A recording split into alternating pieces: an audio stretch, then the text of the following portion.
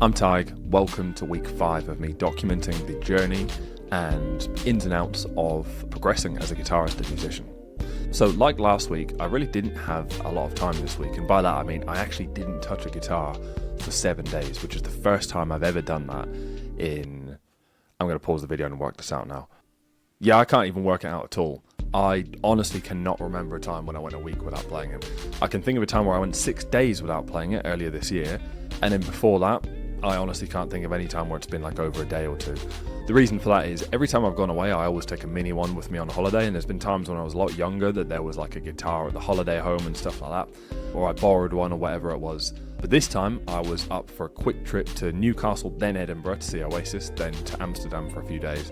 So seeing as I didn't really collect any clips that would be worth putting in this video over the course of the week, I thought what I would do last night is just put the camera on and document the whole time when I was just having a regular guitar practice session, which lasted for about an hour. And obviously I've just put the camera on for some of it and clipped it down to the best bits. But what you're about to see is just me picking up the guitar again for the first time in a week and just going through what I would normally do if I had an hour to just practice the guitar.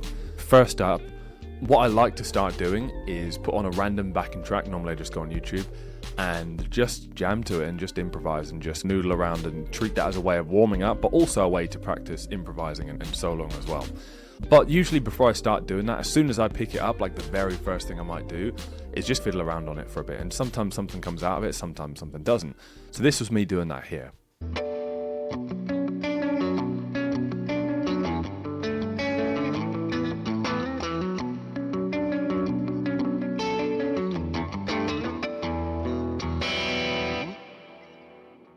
And at this point I thought, actually this is fun, maybe I'll even just record this and just add some drums quickly and play over it. So that's exactly what I did, and it took me about 30 seconds. I just recorded the basic chords, put a very basic drum beat over it, and now I'm having some fun soloing to it.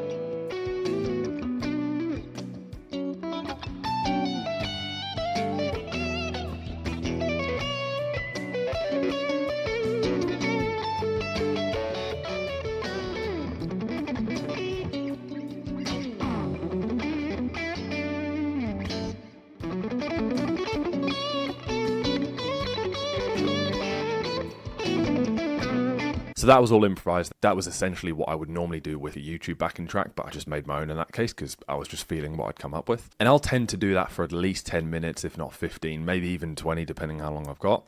Obviously, you're only seeing a couple of minutes of it there. But at that point, I feel pretty warmed up and pretty good to move on to scales and practicing my picking, which you might think is something you would do as a warm-up, but for me I find because I'm picking at very high speeds and really trying to up the tempo each time, I have to already be warmed up to actually practice that properly.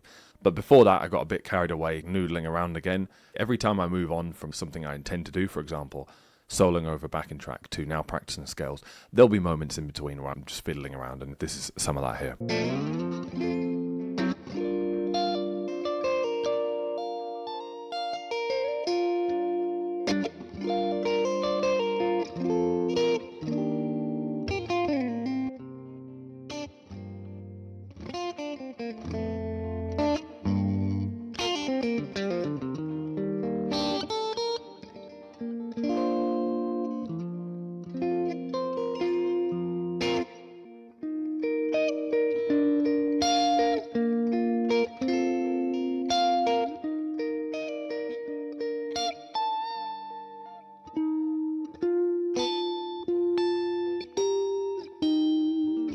So now it was time to go and practice the scales. But not really scales, they're more picking exercises. I keep calling them scales. But I mentioned them in the last video, or the one before that, I think, where it's just 2 note per string, 4 note per string, 6 note per string, up and down, really to practice both alternate picking and economy picking. Here are just some of the best bits, cut down, not too long.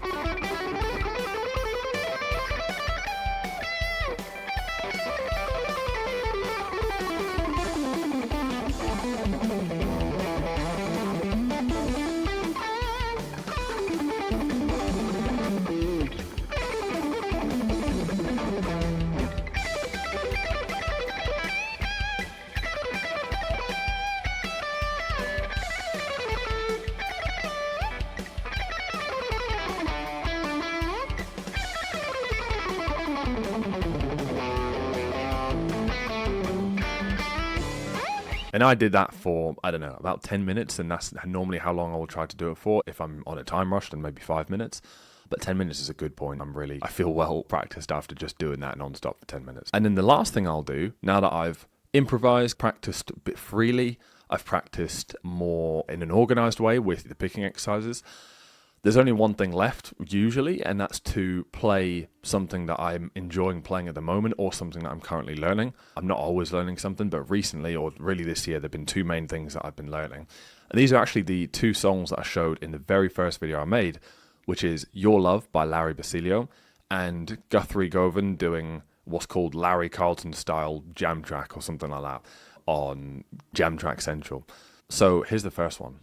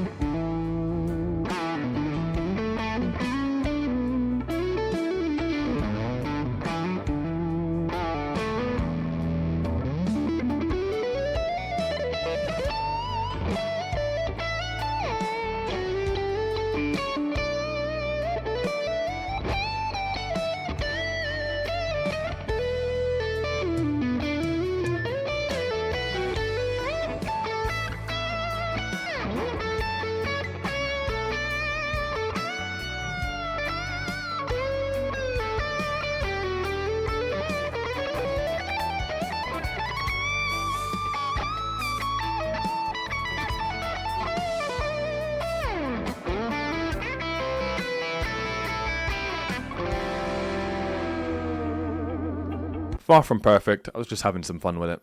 And the same goes with the second one, really.